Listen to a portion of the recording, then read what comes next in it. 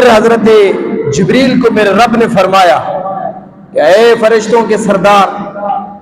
جی میرے اللہ پاک نے ارشاد فرمایا ایک جلسہ تو ختم ہو گیا، اب ایک اور جلسہ کرنا ہے، ایک اور جلسہ کرنا ہے۔ تو حضرت جبریل نے پھر عرض کی مولا کریم تمام مخلوق موجود ہے، تمام لوگ موجود ہیں، پیغمبر بھی موجود ہیں، رسول بھی موجود ہیں، غوث بھی موجود ہیں، صحابہ بھی موجود ہیں، تابعی بھی موجود ہیں، تبع تابعی بھی موجود ہیں، قیامت تک آنے والی انسان نو موجود ہیں، اگر آپ حکم فرما دیں تو پھر اور جلسہ بھی کر دیں۔ لیکن اللہ پاک نے ارشاد فرمایا کہ نہیں، یہ جلسہ عام نہیں، یہ جلسہ خاص جلسہ ہے، اس جلسے کے اندر عام انسان کو اجازت نہیں، اس جلسے کے اندر کسی صحابی کو اجازت نہیں، اسی جلسے کے اندر کسی تابعی کو اجازت نہیں، کسی تبع تابعی کو اجازت نہیں، کسی غوث کو اجازت نہیں، کسی ولی کو اجازت نہیں، اس جلسے میں صرف میرے رسول اور میرے پیغمبر آئے ہیں۔ سبحان اللہ، جلسہ خاص ہو رہا ہے یارو، جلسہ خاص ہو رہا ہے۔ نبی صلی اللہ علیہ وسلم کی شان دیکھیں، اللہ پاک نے ارشاد فرمایا اے جبریل، ہاں اس جلسے میں پیغمبر بھی تھے، رسول بھی تھے، میرے نبی بھی تھے، صحابہ بھی تھے، تابعی بھی تھے، غوث بھی تھے، ابدال بھی تھے،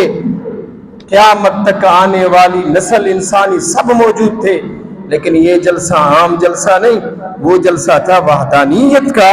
یہ جلسہ ہے میرے محبوب صلی اللہ علیہ وسلم کی رسالت کا۔ تو پھر جبریل کہنے لگا یا اللہ کیا راز ہے؟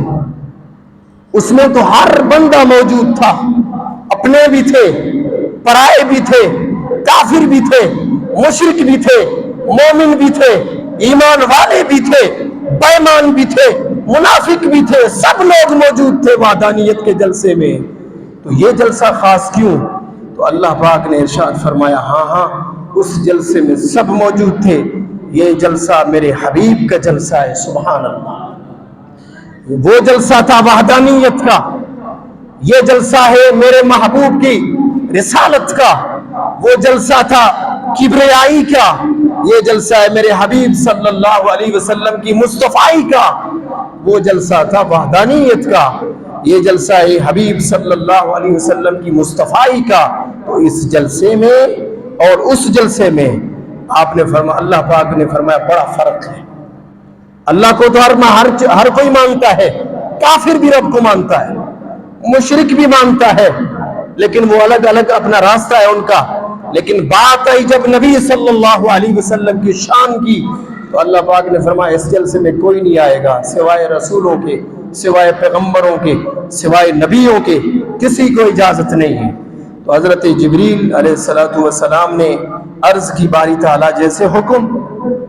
تو میرے محبوب رب نے فرمایا اے جبریل جا اعلان کر دے، میرے نبیوں کو بلا لا، رسولوں کو اکٹھا کر،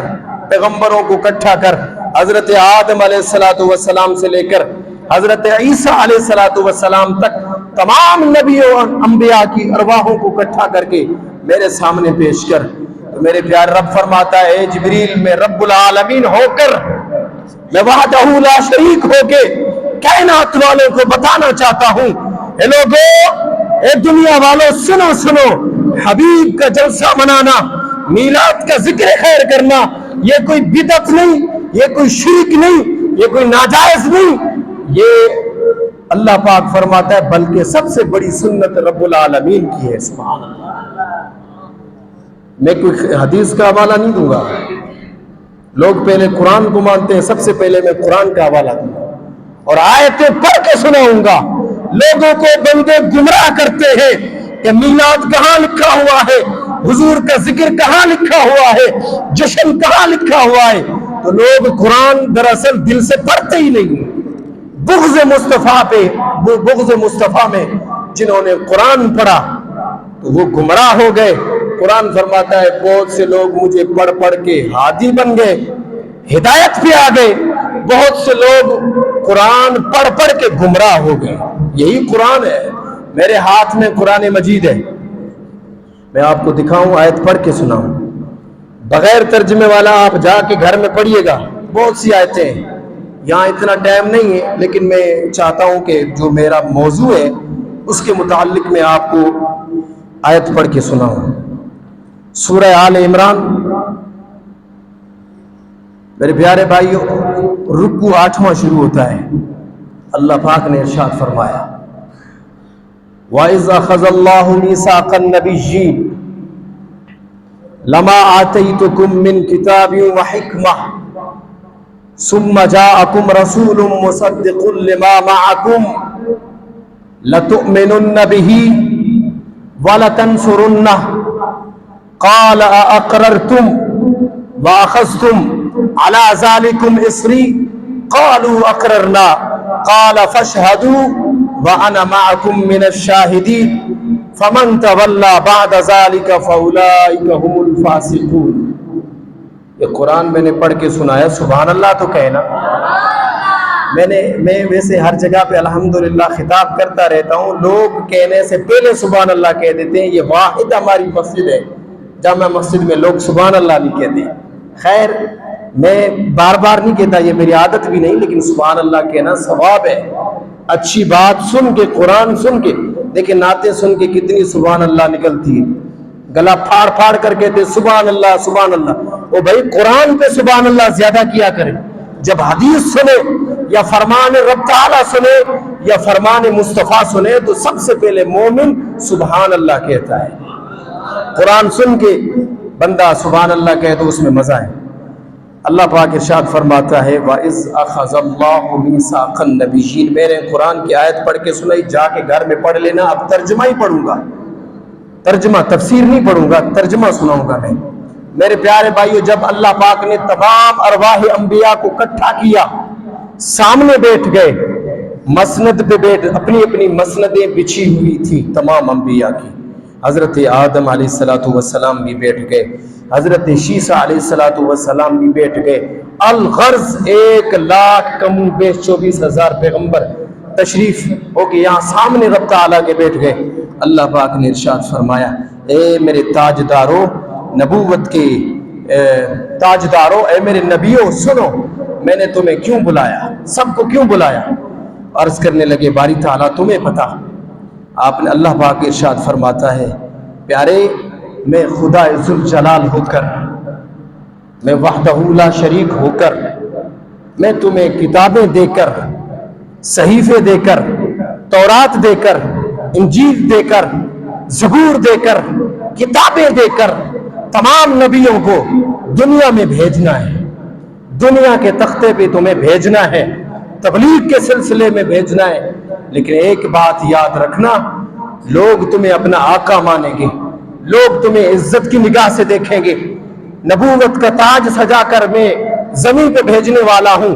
سنو سنو پیغمبروں، سنو سنو اے رسولوں، سنو سنو نبیوں، جب زمین پہ جاؤ گے لوگ تمہاری بڑی عزتیں کریں گے، ہاتھ چومیں گے، لوگ تمہیں اپنا آقا مانیں گے، کیونکہ تم وحدانیت بیان کرو گے، میرے نبی بن کے جاؤ گے۔ لیکن اس گھڑی کے اندر، اسی دوران اگر میرا نبی آ جائے، اللہ اکبر، اگر میرا آقا، میرا محبوب آ جائے، میرا آخری نبی آ جائے، جس کے لیے میں نے پوری کائنات کو پیدا کیا، لولاک لما خلقت الافلاک، اگر میں اپنے حبیب کو نہ بناتا، اپنے حبیب کے نور کو نہ بناتا تو پوری کائنات افلاک کو نہ بناتا۔ یہ رب تعالیٰ فرماتا ہے اے نبیوں، تمہارے ڈنکے ہر جگہ بج رہے ہوں گے، تمہاری نبوت کے چرچے ہر جگہ ہو رہے ہوں گے، اسی دوران میرے نبی، میرے آقا، میرے کریم، میرے لاڈلے نبی، جن کے لیے میں نے سورج کو بنایا،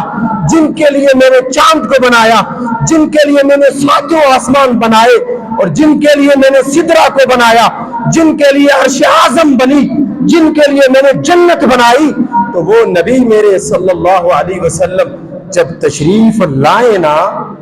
تو ایک وعدہ لیتا ہوں آپ سے۔ عرض کرنے لگے حضرت آدم علیہ السلام سے لے کر تمام انبیاء عیسیٰ تک، عرض کرنے لگے باری تعالیٰ حکم تو فرمائے، کیا کہنا چاہتے ہیں؟ تو اللہ پاک نے فرمایا میں وعدہ لینا چاہتا ہوں، آج رب تعالی ہو کے وحدہ